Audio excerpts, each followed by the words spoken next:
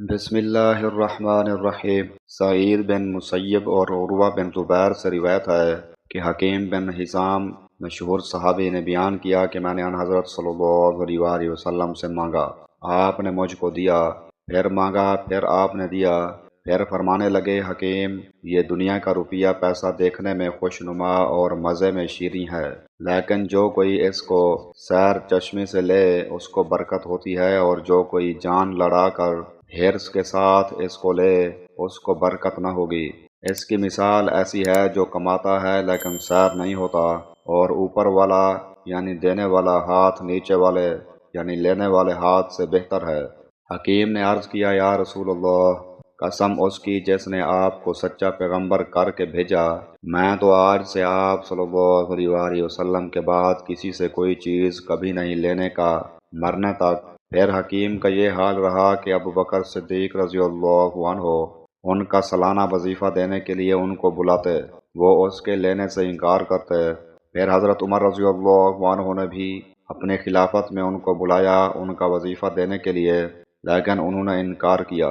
حضرت عمر رضی اللہ عنہ کہنے لگے، مسلمانوں، تم گواہ رہنا، حکیم کو اس کا حق جو لوٹ کے مال میں اللہ نے رکھا ہے دیتا ہوں، وہ نہیں لیتا۔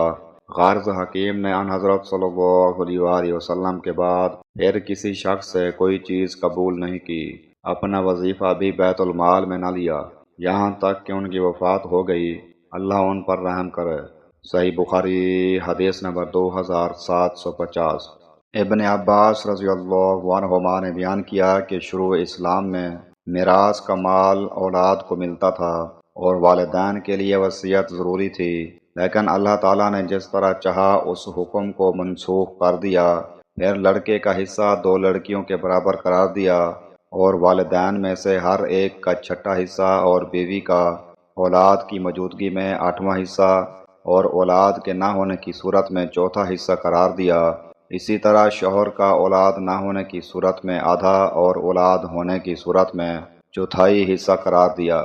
صحیح بخاری حدیث نمبر 2747۔ ابو ہریرہ رضی اللہ عنہ نے ان حضرت صلی اللہ علیہ وسلم سے روایت کی کہ آپ صلی اللہ علیہ وسلم نے فرمایا، منافق کی 3 نشانیاں ہیں، جب بات کہے تو جھوٹ کہے، اور جب اس کے پاس امانت رکھیں تو خیانت کرے، اور جب وعدہ کرے تو خلاف کرے۔ صحیح بخاری حدیث نمبر 2749۔